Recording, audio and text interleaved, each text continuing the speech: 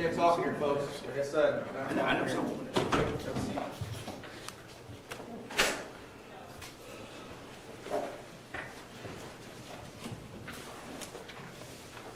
All rise.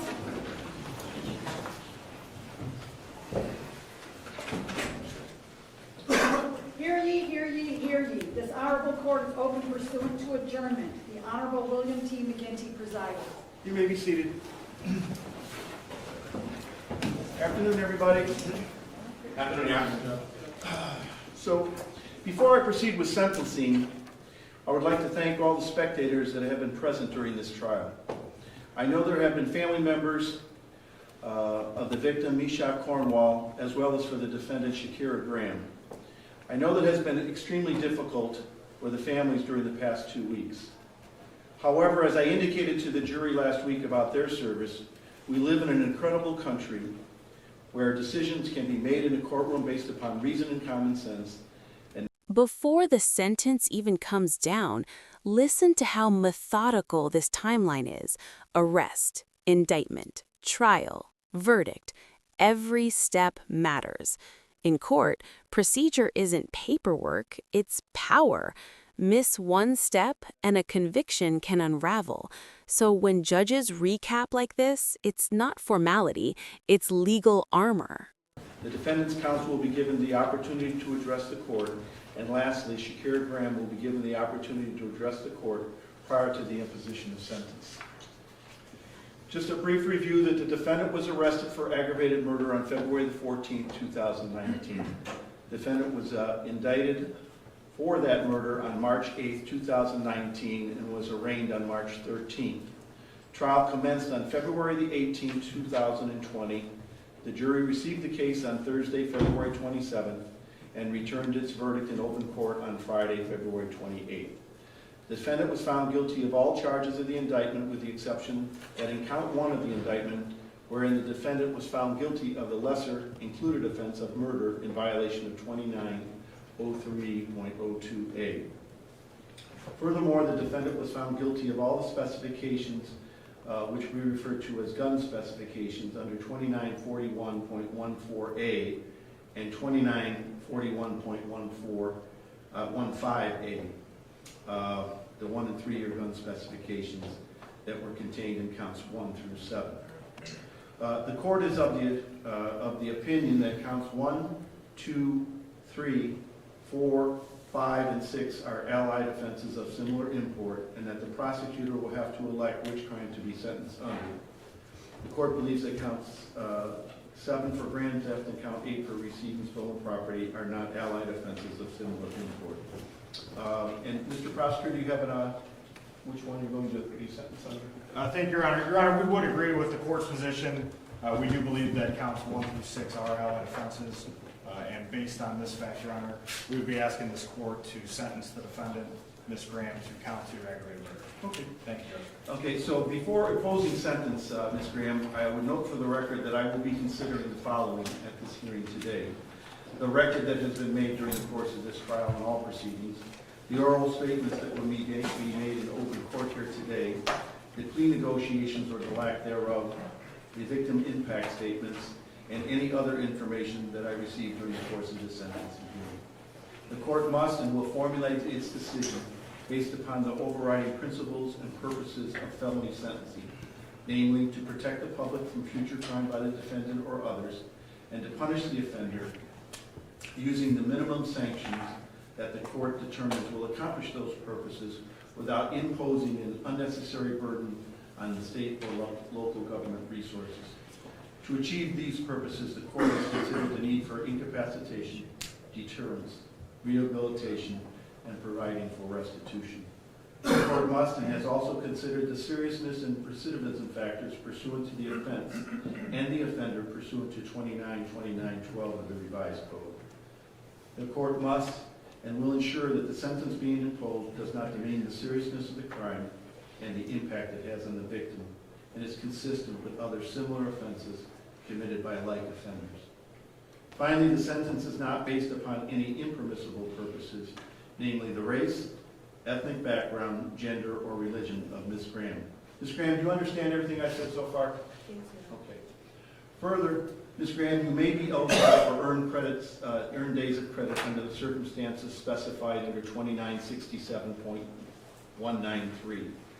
To earn credit is not automatic. You may only do so by productive participation in educational, vocational, and/or substance abuse treatment programs and/or prison industrial employment of up to 8% of your stated prison terms. Post-release control notifications pursuant to counts 7 and 8. Post-release control will be a part of your sentence on counts number 7 and 8, and it's a discretionary period not to exceed more than 3 years. That means that the adult parole authority will determine if they want you on that particular reporting. Ms. Graham, if you should violate the terms and conditions of that post-release control, the parole board may conduct a hearing, and at the conclusion of the hearing, the adult parole authority could return you to prison for up to 1/2 of the originally stated sentence for that charge. Do you understand that? Furthermore, should you fail to report to your parole officer while on post-release control, you could be indicted by the grand jury for the crime of escape. Furthermore, if you should commit any felony while on post-release control at the conclusion of the case, either by trial or plea, the sentencing judge for the new case would have the option of sentencing you to an additional 1-year sentence or what time remains. This part about allied offenses of similar import is huge. In plain English, the court is saying multiple charges overlap, so the state has to pick which ones actually count for sentencing. Translation, the defendant avoids getting punished multiple times for essentially the same act. It's a legal technicality, but one that can change decades of someone's life.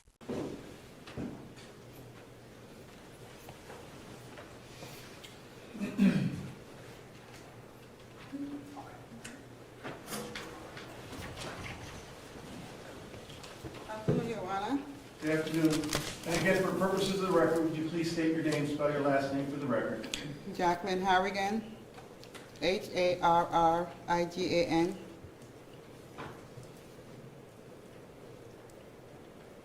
On December 17th, I boarded a plane at 8 o'clock. My life was fine. I got off that plane around 9:30, December 17th. My life was fine. I put my keys in my side door, and as I entered my home, I found my 27-year-old son at the bottom of the stairs. That was the impact that affected my life until this very day, until the day I died. Mishak, I was blessed to be Mishak's mom. He was the best thing that ever happened to me. People always used to compliment me about how wonderful my son was. He never gave me no problems, Your Honor, besides a speeding ticket or going to traffic court. You understand me? I had a wonderful son. He loved his mother. We had a good relationship.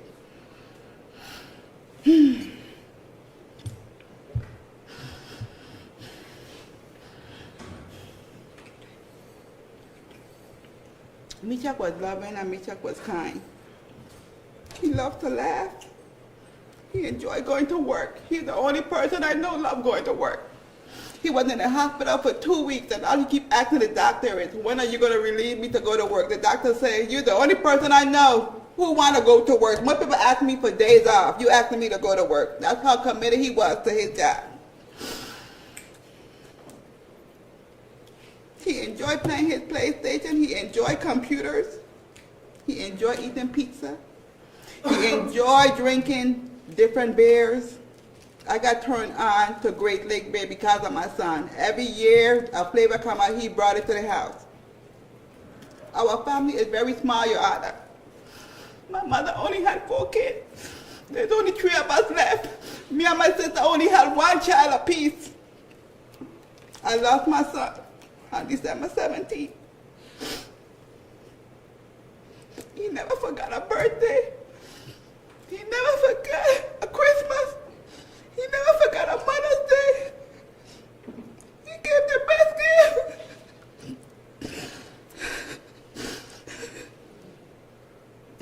My son was getting his credit together. He wanted to buy a house in a couple of years.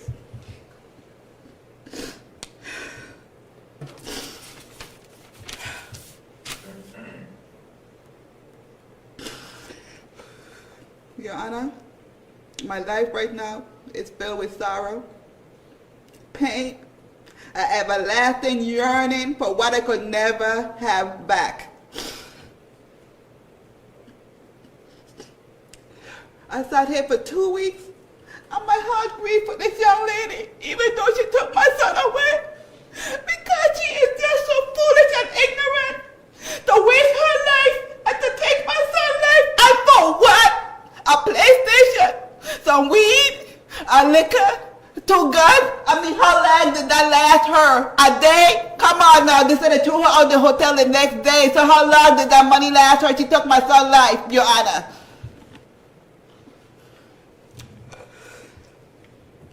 I am asking the court to give this young lady the harshest penalty you can give her for taking my 27-year-old son.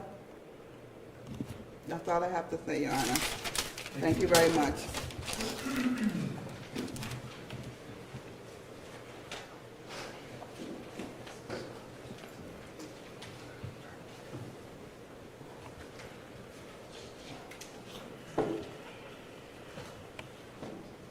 Your Honor, I think Mom is the only one that is going to end up speaking.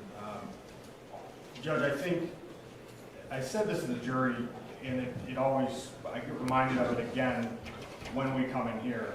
So often we're worried about what the law is and how long somebody's going to go to prison and gun specification and allied offenses, and we forget about the impact that this has on the people around our victims. A mother should never have to bury her son, and you know, sometimes it is somebody's time, somebody's sick, or somebody is ailing. This was a nonsense, clueless crime. Everything up to this point has been legal mechanics, cold, structured, clinical.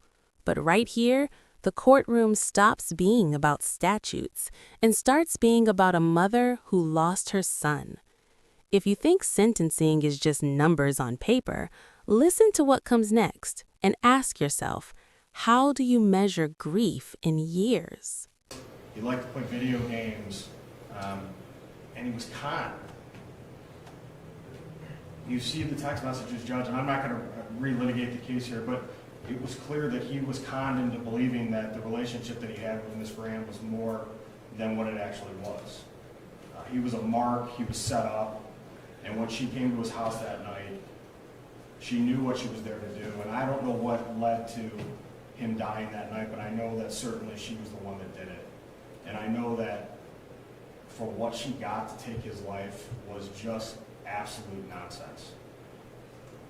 So often, Judge, when we sit here in front of you, we're asking you to do or to give a sentence that is for however many years, and we don't know a lot about the defendant or what happened there. You had the opportunity, Judge, to see every single piece of this, to sit and listen to every piece of evidence and see how it pointed to her piece by piece by piece, and how the other people that were alleged to be involved were eliminated based on DNA and cell phones and text messages and all of those things. But the biggest thing that I walked away from this case, Judge, and the biggest reason that I want you to impose a sentence that shows her just how useless and nonsensical her actions were, was a statement that she made during her hour and 15-minute statement that was littered with lies and inconsistencies. And it's very rare, Judge, that we get to say it and we have proof of it when we say that a defendant has showed no remorse. And in that hour and 15-minute statement, Judge, the one thing that kept popping up to me and kept being repeated to me were the lines that she stated. I don't know how to feel sad. I just met him. That was how much he was worth to her.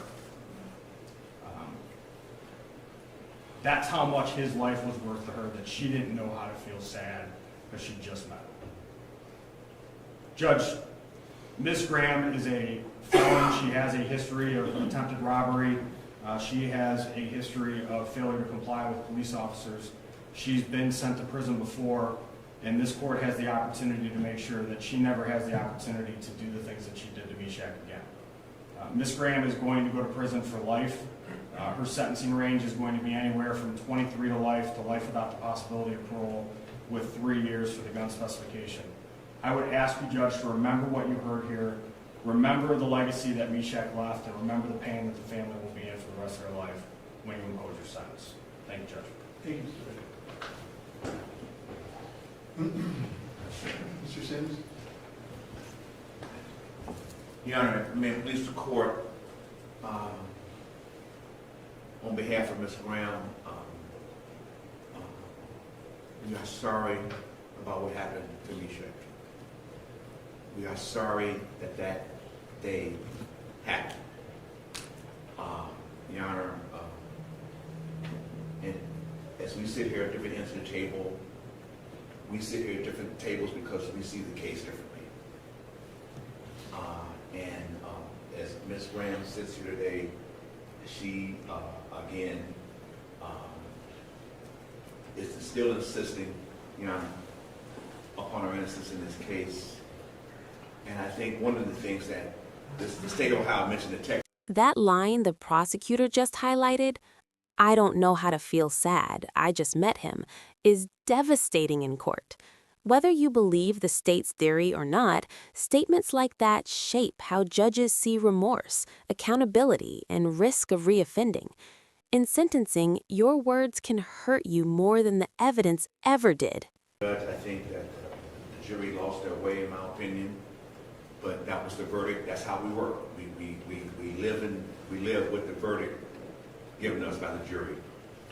We don't always agree with the verdict, but that was their verdict. And again, Judge, she's very sorry and compassionate, and wish that that day never happened to someone that she really cared about. And Judge, again, she has a very modest criminal history, as you know, and we know certain sentences in this case, such as this case, are statutory, and she understands she's looking at a life sentence, Judge. But again, she has indicated to me she vows to appeal her sentence in this matter, Judge, and she vows to not stop fighting until she wins her innocence in this matter. And at this point, Judge, we throw ourselves upon the mercy of this court. I think her dad would like to say a few words, and then Shakira would say a few words. If that's appropriate, Judge. Okay. Sir, you want to come forward? Yeah, come on, man, please.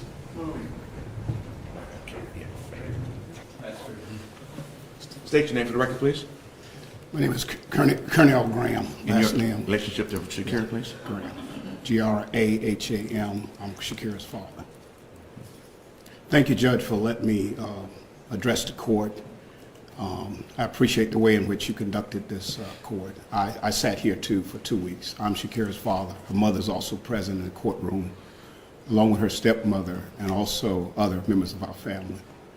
I do apologize. I do want to express my sympathy to Ms. Harrington in the death of her son. I want to say simply, as I sat here, I want you to know I've been a pastor. I'm a United Methodist pastor. And I've served in that capacity for 34 years.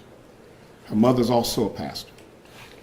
In my 34 years as a pastor, on 9 occasions, I have stood with families and I've eulogized their family members that have been murdered, many who are unsolved. One of the persons in the courtroom today who has been here is Sister Denise McCrae.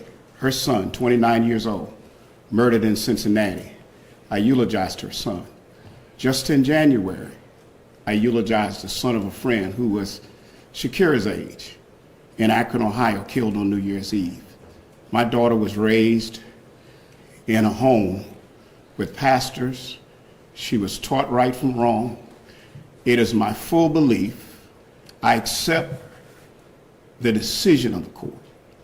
But as her father, as someone who knows her, I do not believe that my daughter committed the act that she has been convicted of. I simply ask, Judge, that you would use your discretion as you have in her sentencing. She has 2 small children at home, and I know that you are required by law to do what you must do. I will pray for her. I will pray for this family.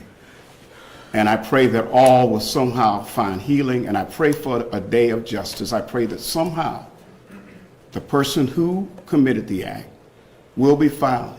In the meantime, the court has spoken, and I pray that you would just show leniency, that one day my daughter may be able to embrace her 2 young children who await her at home. I thank you for allowing me to address this court, and I pray, again, I just pray for all of those impacted by what has happened, the death of this young man. Thank you for letting me address the court.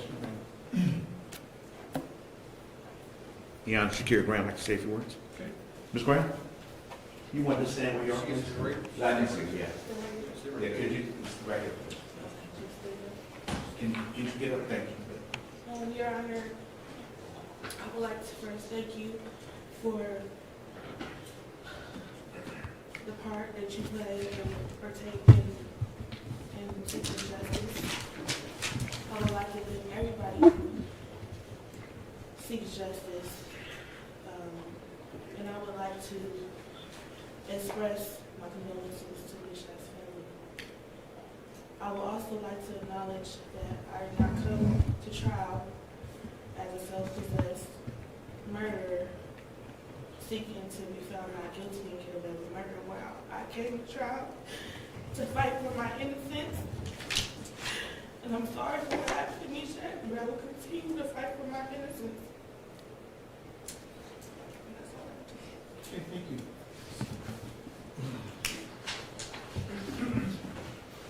Oh, you know, can I just now, not the appropriate time or not, but I would like to, just before I forget to do it, I'd like to move the court, Your Honor, to, because as she sits here, she is, of course, indigent, and I'd like the court to consider waiving all fines and costs, and as well as, you know, if you could put in the journal entry for her to be evaluated for any mental health issues that she have or may have, and that she received the appropriate treatment for those issues while she's in the confines of the state of Ohio.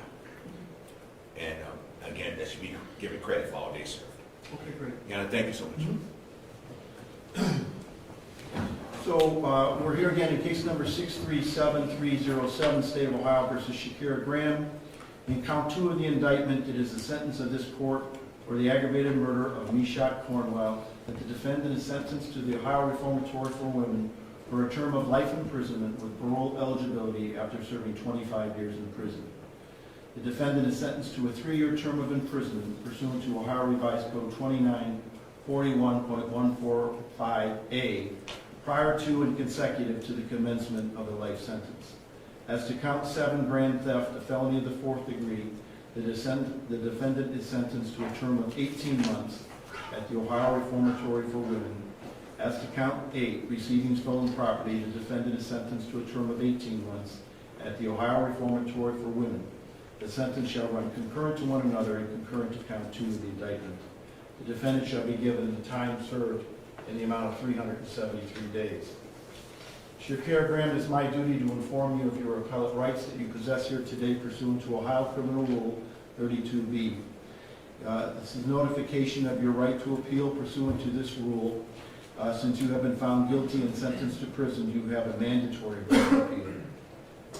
As indicated by your lawyer and with your statement of it, are you unable to pay the costs of the appeal? Okay. Then counsel will be appointed for you without cost. That if you are you unable to pay the cost of documents necessary to appeal? Yes. The documents will be provided without cost. The defendant has right to have a notice of appeal timely filed on her behalf.